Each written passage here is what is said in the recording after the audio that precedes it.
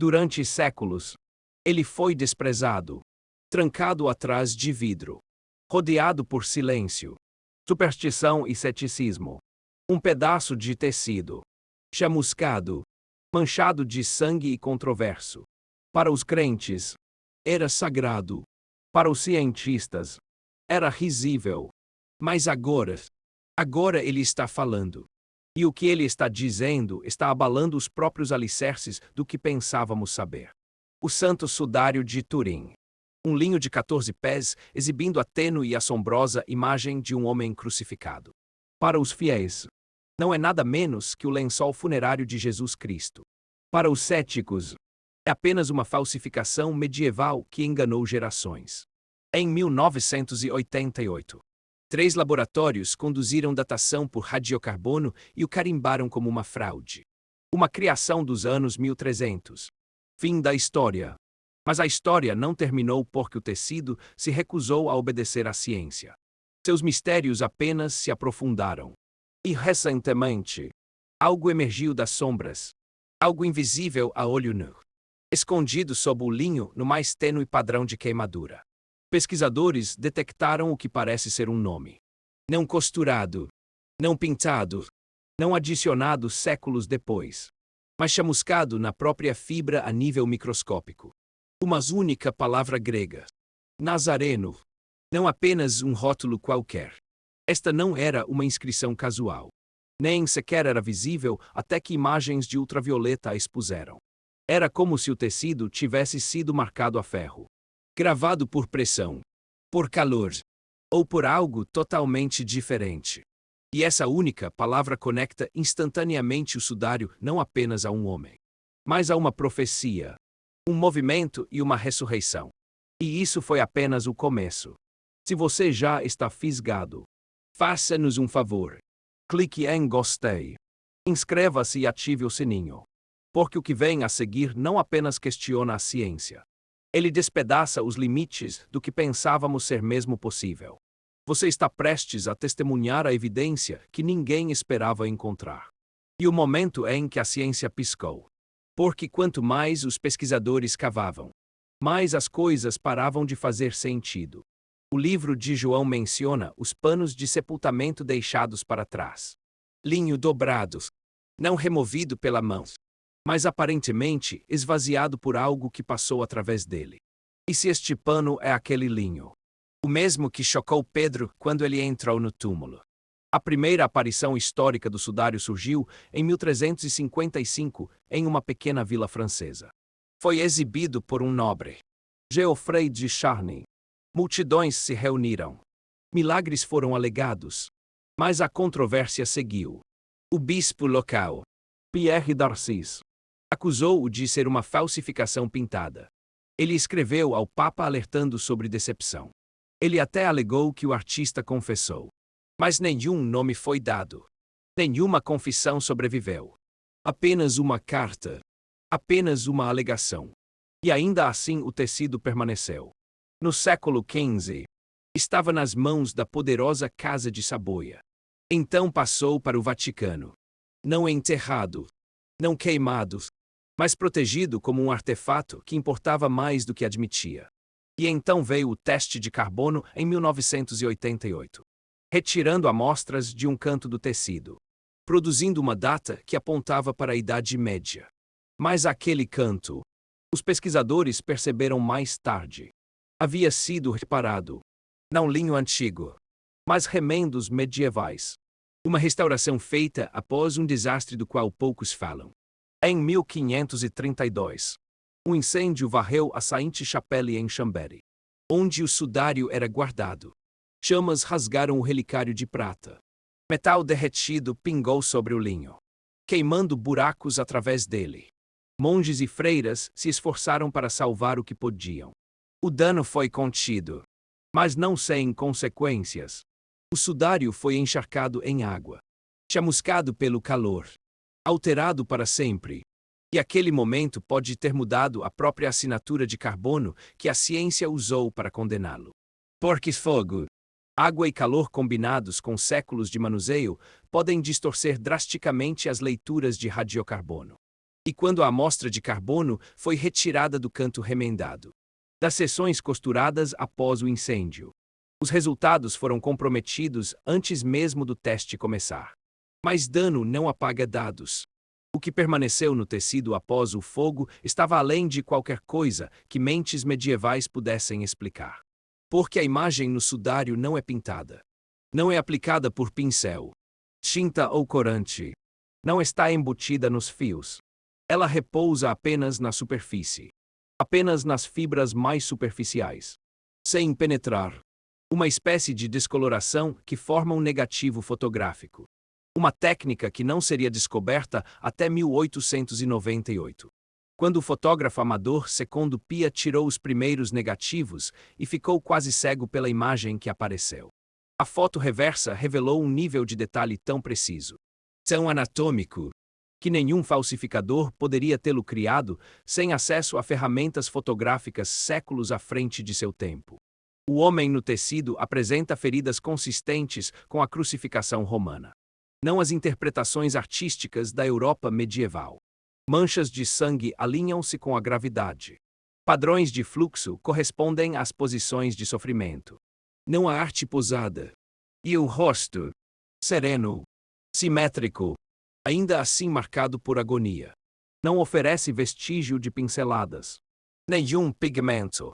Nenhuma alteração. Apenas a impressão impossível de um homem que sangrou. Morreu e deixou para trás um mapa de trauma pressionado no linho. E ainda assim as perguntas se acumulam. Porque desde 1578, o sudário repousa na Catedral de São João Batista em Turim. Estudado, fotografado, debatido, mas nunca duplicado. Cada tentativa de recriá-lo usando lasers, calor, exposição química, até mesmo radiação de alta energia, falhou em igualar suas propriedades únicas. É uma relíquia que resiste à replicação. Uma mensagem codificada em tecido. E se as descobertas recentes estiverem certas? Se aquele nome escondido chamuscado no linho é verdadeiramente autêntico? Então o que estamos olhando pode não ser uma farsa. Pode ser uma testemunha. Mas e se a imagem não for apenas um registro da morte? Mas um traço de algo além dela? Dr. Gilbert R. Lavoie, um médico que passou mais de 2 décadas estudando o sudário, não estava interessado em mitologia. Ele o abordou como um cientista, um homem da medicina. E ainda assim, após anos de rigorosa análise anatômica e escritural, ele chegou a uma conclusão que surpreendeu até a ele. A figura no sudário não estava deitada plana. Não completamente. Os ombros estão elevados. A cabeça inclinada para cima. E o cabelo. Ele cai para baixo tanto na frente quanto atrás. Impossível se o homem estivesse deitado em uma superfície sólida. A gravidade não se comporta dessa maneira. A menos que ele não estivesse tocando a superfície. A menos que ele estivesse suspenso. Flutuando. Para provar isso, Lavoie conduziu experimentos com uma equipe médica usando uma mesa de vidro transparente e um modelo envolto em linho. Os resultados foram claros. Quando o corpo está deitado plano, as distorções anatômicas são inegáveis. As nádegas achatam. O nariz comprime. Os ombros afundam. Mas a imagem do sudário não mostra nada disso. Mostra um corpo em tensão. Ainda não em repouso. Como se capturado em meio a uma transição. Preso não em rigor mortis, mas em ressurreição. E não é apenas a postura que desafia a lógica. É a própria terra que sussurra das fibras. Entre o Dr. Joseph Colbeck, que pegou amostras microscópicas da área do calcanhar e do nariz do sudário e fez um teste que poucos esperavam. Ele analisou a sujeira. O que ele encontrou não era poeira genérica. Era calcário. Uma variedade específica de travertino aragonita. Exatamente a mesma composição mineral encontrada apenas em um lugar. As estradas fora de Jerusalém. Mais precisamente, aquelas perto do Gólgota e do portão de Damasco. Fica mais estranho. A sujeira no sudário não está espalhada aleatoriamente. Está concentrada em torno dos joelhos, nariz e pés. Indicadores de um homem que caiu com força sobre a pedra. provavelmente enquanto carregava uma viga pesada. O próprio cenário descrito nos relatos do Evangelho de Jesus desabando sob o peso da cruz. Mas há mais do que poeira. Onde a cabeça bateu no chão. O solo está misturado com sangue. Uma fusão de ferro, hemoglobina e argila. Uma assinatura forense deixada para trás não apenas por lesão, mas por impacto. Conta uma história silenciosa de dor e profecia cumprida. Então estão as feridas. E aqui o sudário desafia totalmente a imaginação medieval. Em toda a pintura europeia de crucificação, os pregos perfuram as palmas das mãos. É simbólico, poético, mas anatomicamente não funciona. A mão não pode suportar o peso do corpo pela palma. O prego rasgaria. Apenas uma área pode suportar a força. O punho. E o sudário mostra perfurações não nas palmas, mas precisamente na junção do punho. 1 centímetro quadrado de tamanho, correspondendo a um prego romano abrigado na Basílica da Santa Cruz em Roma. O sangue escorre pelos antebraços em um ângulo em forma de V, perfeitamente consistente com a gravidade puxando da posição de crucificação. Então há o ferimento da lança logo abaixo das costelas, com cerca de 5 cm de largura. Uma correspondência para a lanceia romana. Uma arma projetada para perfurar órgãos. O fluxo de sangue daquela ferida é misturado com um fluido claro. Não suor, não águas, mas soro. Uma substância que o corpo só libera quando o coração se rompe post-mortem. Exatamente o que o Evangelho de João descreveu. E imediatamente saiu sangue e água. Esta não era uma linguagem simbólica. Era clínica. Um relato de testemunha ocular do primeiro século, agora confirmado pela ciência forense do século XXI. O próprio sangue conta mais. Não apenas o tipo AB, um dos mais raros, mas a presença de bilirrubina, um indicador de trauma extremo. O tipo causado por tortura prolongada, desidratação e choque. É como se o tecido absorvesse a história não apenas da morte, mas de cada chicotada, cada queda, cada respiração até a última. Mas é aqui que passa do trágico para o transcendente.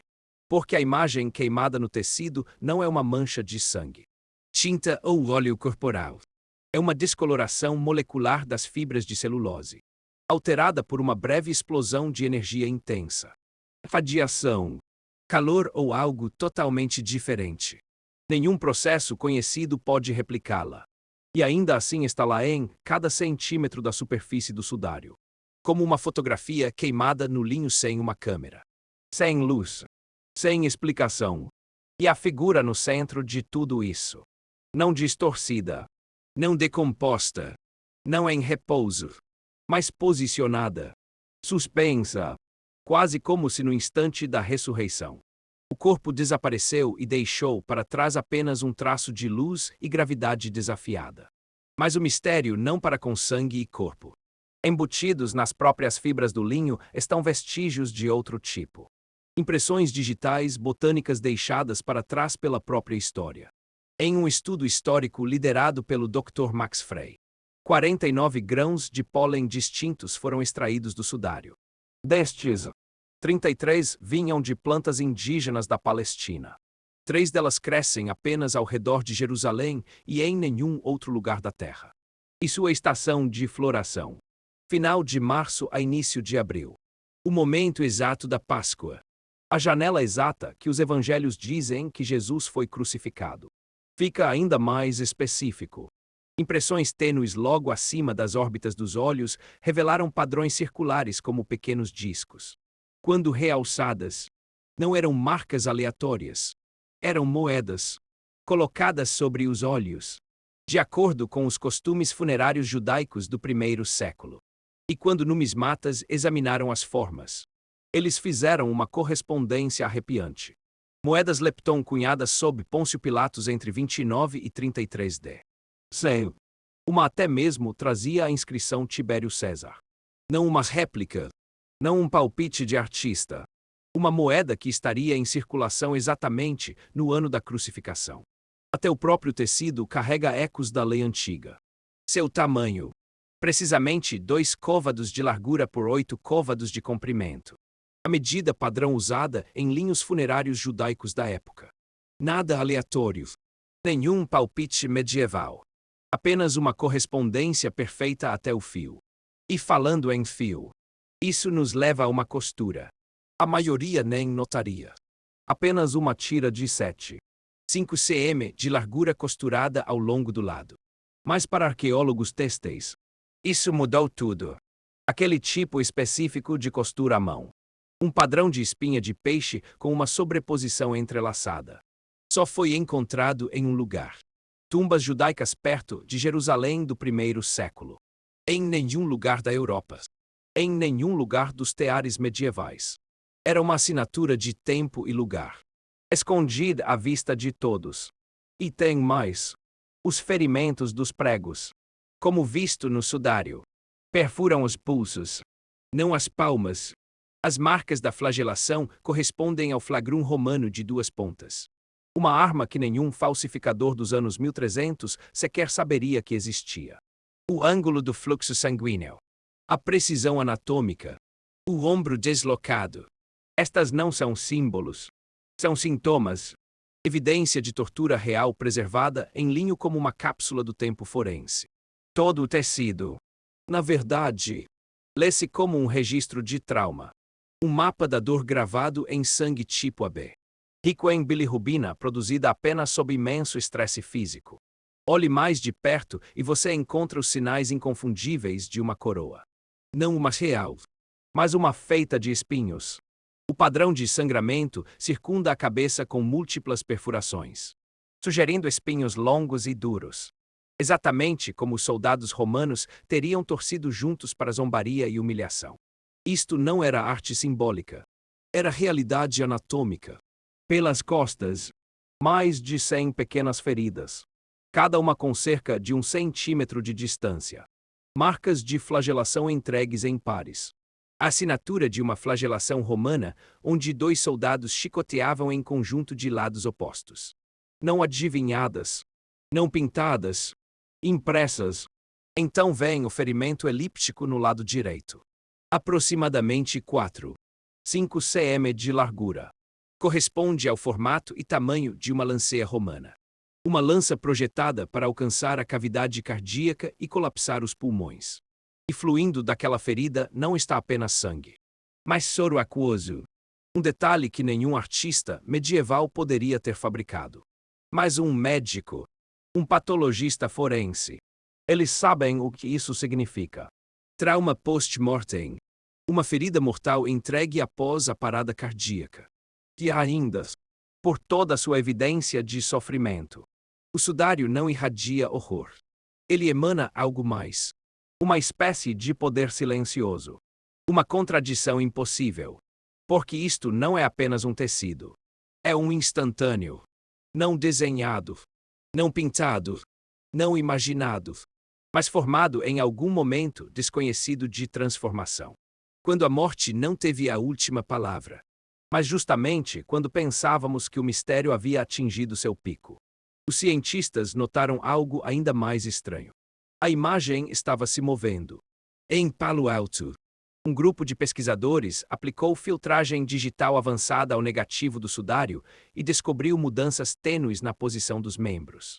Não era apenas uma impressão estática. Assemelhava-se a uma série de quadros.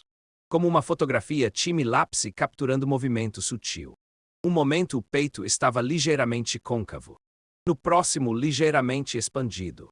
Os braços mudavam de posição. A cabeça se deslocava. O sudário não era apenas um registro da morte. Estava capturando algo em transição. Alguns agora acreditam que poderia representar um instantâneo estroboscópico. Como uma fotografia de alta velocidade que congela movimento rápido em quadros. Só que aqui, o sujeito não estava correndo. Estava levantando, respirando, se tornando.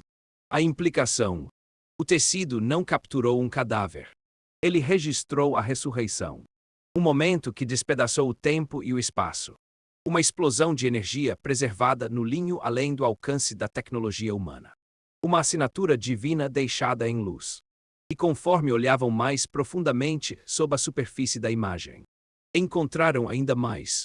Imagens avançadas revelaram inscrições tênues em latim e grego logo abaixo do queixo. Uma palavra se destacou: Nazareno.